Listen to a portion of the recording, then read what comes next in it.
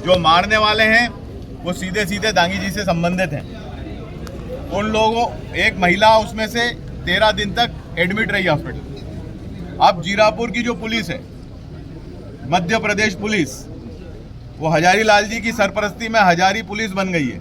हजारी लाल जी की सरपरस्ती में पुलिस जो है हजारी पुलिस बन गई है।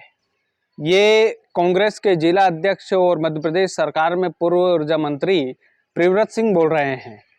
दरअसल ये जो मामला पूरा है वो पूरा मामला मैं आपको बताऊंगा। हमने जिस व्यक्ति के हक में आवाज उठाई थी उस व्यक्ति के हक में आज कांग्रेस के जिला अध्यक्ष बोले हैं, और क्या बोले हैं सबसे पहले हम आपको वो सुनवाते हैं।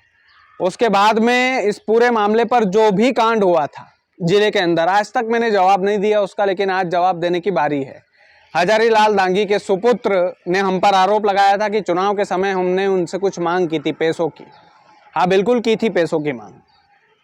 पैसे लगते हैं मैगजीन छपवाने में, पैसे लगते हैं भाई साहब। जब प्रिंट होकर निकलती है तो प्रिंटिंग का पैसा लगता है, उसका पेपर का पैसा लगता है, उसका सर्कुलेशन का पैसा लगता है, उसकी डिजाइनिंग का पैसा लगता है। मेरे पिताजी की कोई फैक्ट्री नहीं है कि मैं फ्री फोकट में आपका प्रचार प्रसार कर दूंगा।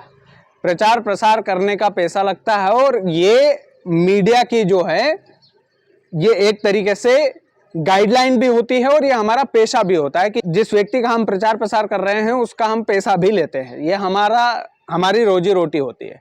लेकिन प्रियव्रत सिंह जी ने जो आज मुद्दा उठाया है, उस मुद्दे को लेकर ही हमें सवालों के घेरे में रखा गया था। जो बापूलाल जी हैं, उनके सुपुत्र, विधायक जी के जो सुपुत्र हैं हजारी लाल दांगी जी के, उन्होंने कई सारी अनाप शनाप बातें बोली। मैं उनके बारे में अनाप शनाप बातें नहीं बोलूंगा। आपके पिताजी जनप्रतिनिधि हैं, और जनप्रतिनिधि से सवाल पूछना एक पत्रकार का दायित्व होता है। गोदी में खेलने वाला पत्रकार नहीं हूं मैं, इस बात को कान खोलकर सुन लीजिएगा। दूसरी बात कि हजारी लाल जी हमारे क्षेत्र के खिलचीपुर विधानसभा क्षेत्र के लोगों के जनप्रतिनिधि हैं, और अगर खिलचीपुर में कोई भी परेशानी होती है तो एक बड़ा दायित्व बनता है कि जनप्रतिनिधि उनकी समस्या को सुने। लेकिन जनप्रतिनिधि ही यदि उन पर ही ये आरोप लगने लगे कि वो हमें परेशान कर रहे हैं, तो हम जैसे 2 कौड़ी के पत्रकारों का ये दायित्व बन जाता है कि हम, चाहे कोई भी जनप्रतिनिधि हो, उसके खिलाफ भी खबर छापें, और आगे भी छपती रहेगी, चिंता मत कीजिएगा। प्रियव्रत जी ने पप्पू भिलाला का जो मामला उठाया है और जिला प्रशासन के सामने वो मामला उठाया है, हमने उन्हीं पप्पू भिलाला के हक में एक खबर चलाई थी, और वो खबर पूरे जिले भर में वायरल हुई थी। उस खबर की मिर्ची हमारे माननीय विधायक के सुपुत्र को बड़ी लगी थी, और उन्होंने हमारे ऊपर पैसा लेने का आरोप लगाया था और बोला था कि मोटी रकम मांगी थी। कितनी रकम मांगी थी उजागर नहीं किया है, और रकम भी मांगी थी हमने, इस बात का मैं खुद स्वीकार कर रहा हूं, क्योंकि मैंने बोला है आप लोगों से कि माननीय, मेरे घर में कोई पेपर की फैक्ट्री नहीं है, कोई डिजाइनिंग की फैक्ट्री नहीं है। आपके पिताजी का यदि मैं प्रचार प्रसार आगे भी करूंगा, वैसे जरूरत नहीं पड़ेगी अभी, लेकिन आगे भी अगर करूंगा तो उसका पैसा लगता है। मेरे घर पर कोई फैक्ट्री नहीं है कि घर पर अखबार की फैक्ट्री है तो वो कोरे कागज लाकर दे देगा। घर पे प्रिंटिंग मशीन है मेरे पिताजी की तो वो प्रिंट भी कर देगा। फोकट की चीजें यहाँ पर नहीं होती है, उसका एक प्लेटफॉर्म होता है, उसकी एक चीजें होती है। पैसा मांगा था मैंने, अपनी मेहनत का पैसा मांगा था, और भविष्य में कोई भी नेता अगर मुझसे ब्रांडिंग प्रचार करवाना चाहेगा तो उसका मैं पैसा लेता हूं, इसमें कोई दो राय नहीं। पूरे जिले के सामने मेरी इस बात को मैं रखता हूं।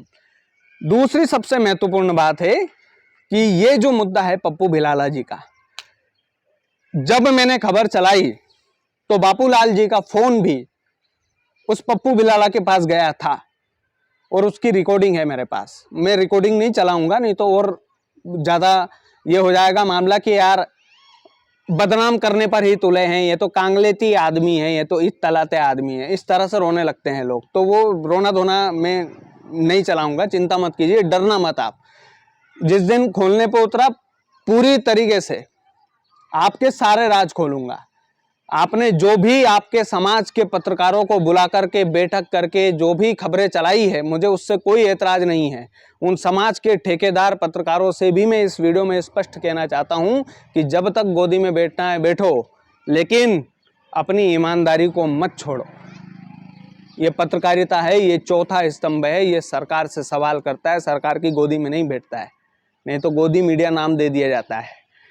पप्पू भिलाला जी जो है, उन्होंने हमारे पास वो आए थे, उन्होंने उनकी प्रॉब्लम बताई थी। उसके बाद पप्पू भिलाला जी के परिवार पर हमला भी हुआ और प्रियव्रत जी आगे क्या वीडियो में बोल रहे हैं मैं चाहता हूं आप एक बार वो भी देख लीजिए। उनके परिवार पर भी हमला हुआ, लेकिन पप्पू जी आपको डरने की जरूरत नहीं है। ये जो लोग हैं सत्ता में बैठे हुए, ये परेशान करेंगे, ये परेशान करेंगे आपकी ईमानदारी को। ये थाने में आवेदन भी देंगे, ये डराएंगे धमकाएंगे, ये कानूनी व्यवस्था भी आपके खिलाफ लगाएंगे, कोई दिक्कत नहीं है। लेकिन स्पष्ट तौर पर मैं चाहता हूं कि प्रियव्रत जी का आखिरी में आप वीडियो देखिए। उनका गृह गांव है, यहाँ आए दिन अगर आप इसमें शोध करेंगे तो सैकड़ों उनके राजनीतिक विरोधियों को, कई उनके राजनीतिक विरोधियों को 151 करके जेल भेज दिया गया। अभी अभी पप्पू भिलाला और उसके परिवार के साथ मारपीट हुई, जिसकी FIR जीरापुर थाने में दर्ज है, जिसमें अट्रॉसिटी एक्ट का मुकदमा लगाया है।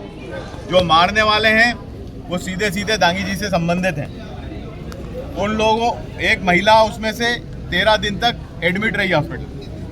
अब जीरापुर की जो पुलिस है, मध्य प्रदेश पुलिस, वो हजारी लाल जी की सरपरस्ती में हजारी पुलिस बन गई है और इसको उल्टा पप्पू भिलाला को दबा रही है, इसके परिवार को दबा रही है और उसमें राजीनामा कराने का प्रयास कर रही है ताकि वो अट्रॉसिटी एक्ट का मुकदमा समाप्त हो सके। मुख्य बात यह है, और ये एक जगह नहीं,